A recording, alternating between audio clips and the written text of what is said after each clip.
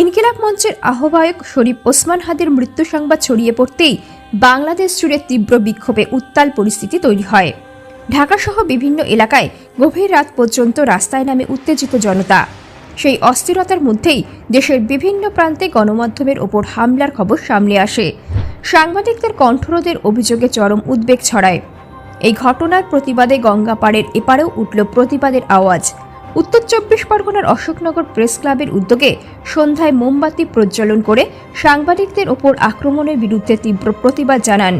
তাদের স্পষ্ট দাবি, বাংলাদেশের সাংবাদিকদের ওপর হামলার দ্রুত, স্বচ্ছ ও নিরপেক্ষ বিচার হোক।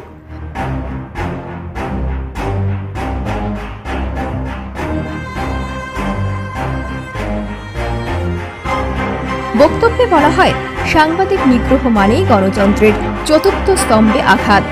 ন্যায় বিচার না পাওয়া পর্যন্ত এবং দেশে বিদেশে যেখানেই সাংবাদিকদের ওপর অত্যাচার হবে, তার বিরুদ্ধে আজ যেমন আগামীতেও সোচ্চার থাকবেন তারা।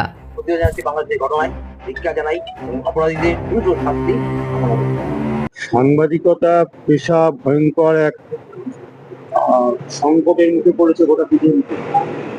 সাংবাদিকতা, সংবাদ মাধ্যমের জন্মের পর থেকেই সাংবাদিকতা আক্রান্ত হয়েছে, কিন্তু সেই আক্রমণের সীমা পরিসীমা ছাড়িয়ে গেছে বাংলাদেশের ঘটনা। মানে সাংবাদিকতা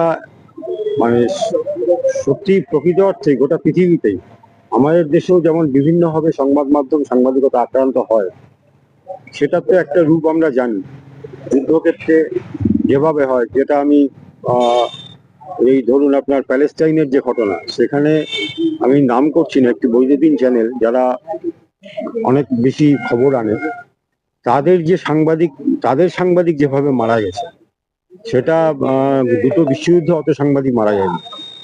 তাই এটা তো সাংবাদিকতা। বাংলাদেশেও গত বৃহস্পতিবার সাংবাদিক খুন হয়েছে, সাংবাদিক আক্রান্ত হয়েছে। বর্ষিয়ান সাংবাদিক নিউজ পত্রিকার, তিনি আক্রান্ত হয়েছেন। ডেলি স্টার পত্রিকার যখন ভাঙচুর চলছে, তিনি খবর করতে গিয়েছেন।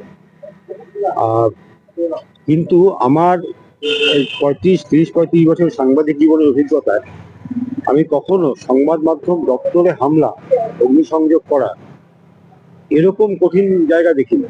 এটা বৃহস্পতিবার বাংলাদেশে ঘটেছে, আর তার আমরা তীব্র প্রতিবাদ করছি। এবং আজকে অশোকনগর প্রেস ক্লাবের সাংবাদিক বন্ধুরা আমরা সবাই মিলে একটা প্রতীকী প্রতিবাদ করলাম, মোমবাতি জ্বালিয়ে। এই বার্তা আমরা পৌঁছে দিতে চাইছি, আমরা যারা সাংবাদিক বন্ধু, এপার ওপার, আমরা এপার ওপার শুধু বলে না, আমি এপারে এক প্রান্তে বসে রয়েছি, পৃথিবীর অপর প্রান্তে যে সাংবাদিক বন্ধু বসে রয়েছে আমার, যে নিজের প্রাণের ঝুঁকি নিয়ে যুদ্ধের ক্ষেত্রে দাঁড়িয়ে সেই সংবাদ আমার কাছে পৌঁছে দিচ্ছে বা সাধারণের কাছে পৌঁছে দিচ্ছে, সেও তো আমারই বন্ধু, সেও তো আমারই সমগোত্রীয়। তো সেই সাংবাদিক বন্ধু যাতে নির্দ্বিধায় কাজটুকু করতে পারে।